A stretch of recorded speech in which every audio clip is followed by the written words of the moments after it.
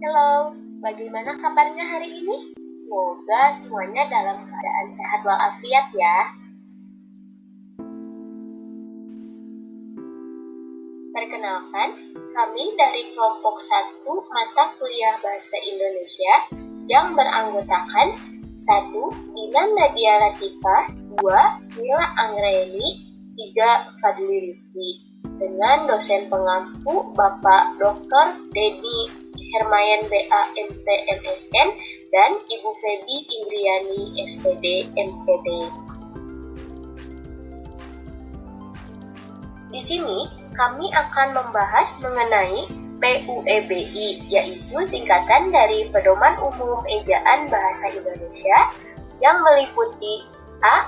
Pengertian Pedoman Umum Ejaan Bahasa Indonesia, B.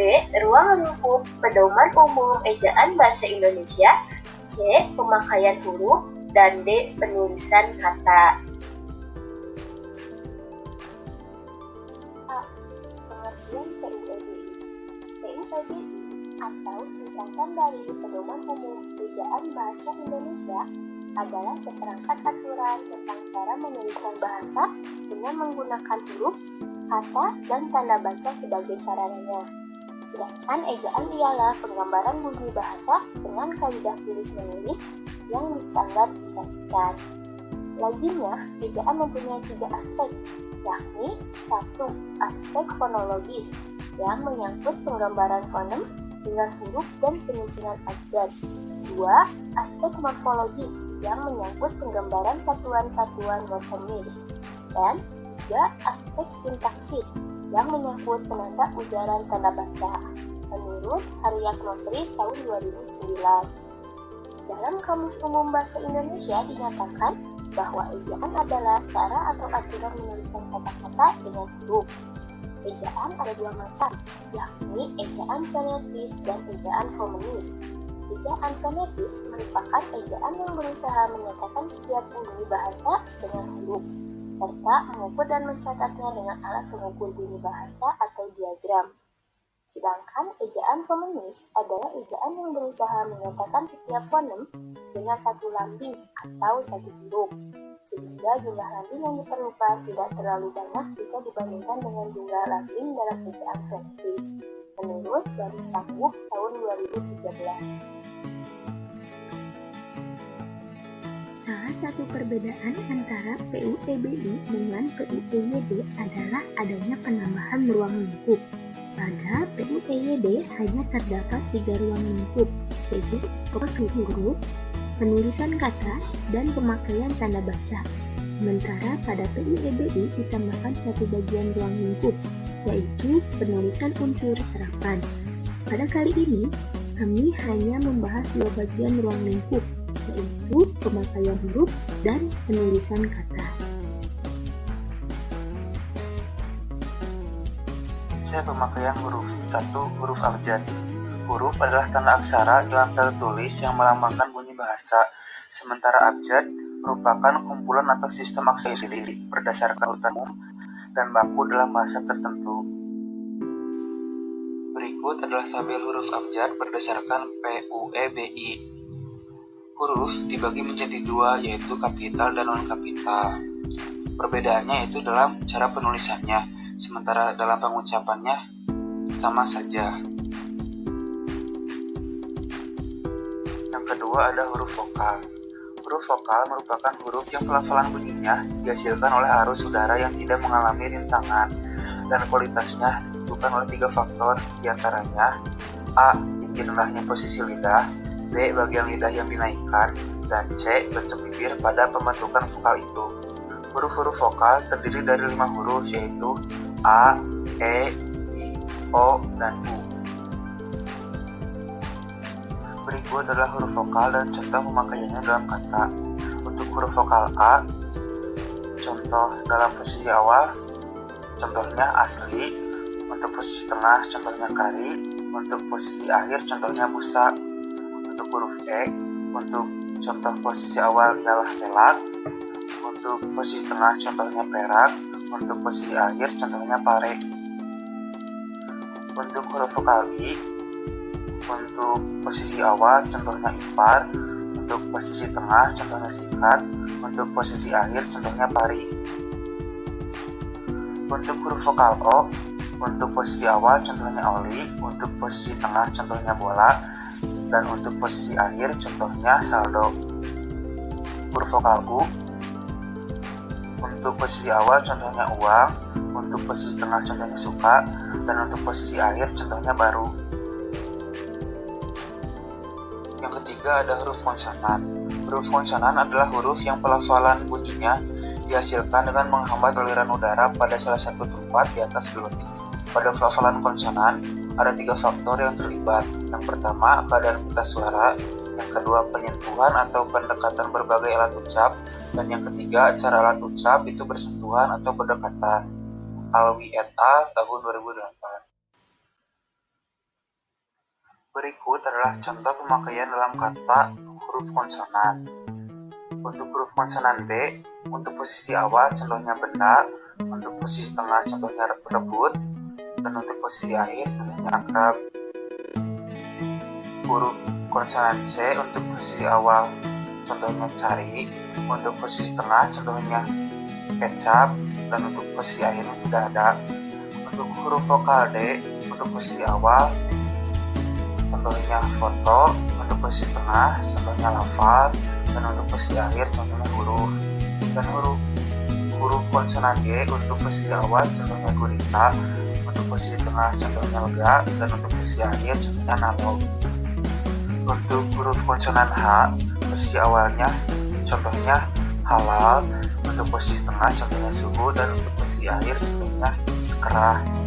Untuk huruf konsonan J untuk posisi awal contohnya jimat, untuk posisi tengah contohnya sajak, dan untuk posisi akhir contohnya mikroj. Dan begitu pula dengan huruf konsonan lainnya. Dapat Anda lihat sendiri. Yang keempat ada huruf diftong. Huruf diftong merupakan huruf vokal yang berubah kualitasnya pada saat pengucapannya. Dan dalam sistem tulisannya dilakukan oleh 2 huruf vokal. Kedua huruf vokal tersebut tidak dapat dipisahkan karena tergolong dalam satu suku kata. Berikut adalah contoh pemakaian kata huruf diftong. Untuk huruf diftong AI, posisi awalnya tidak ada, untuk posisi tengah contohnya balairung, dan untuk posisi akhir contohnya rantai. Untuk huruf vokal AU, untuk posisi awal contohnya aura, untuk posisi tengah contohnya saudara, dan untuk posisi akhir contohnya imbau. Untuk huruf vokal diftong EI, untuk posisi awal contohnya aigendong, untuk posisi tengah contohnya geyser, dan untuk posisi akhir contohnya survei. Untuk huruf diftong OI, untuk posisi awalnya tidak ada, untuk posisi tengah boykot, dan untuk posisi akhir contohnya tomboy. Yang kelima ada gabungan huruf konsonan. Gabungan huruf konsonan KH, NG, NY, dan SY dalam bahasa Indonesia melambangkan satu bunyi konsonan. Gabungan huruf NY dan SY melambangkan konsonan palatal, sedangkan konsonan velar dilambangkan oleh gabungan huruf NG dan KH.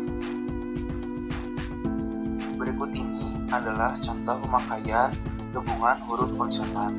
Untuk huruf konsonan KH, posisi awal contohnya khasiat, untuk posisi tengah contohnya akhir, dan untuk posisi akhir contohnya syekh.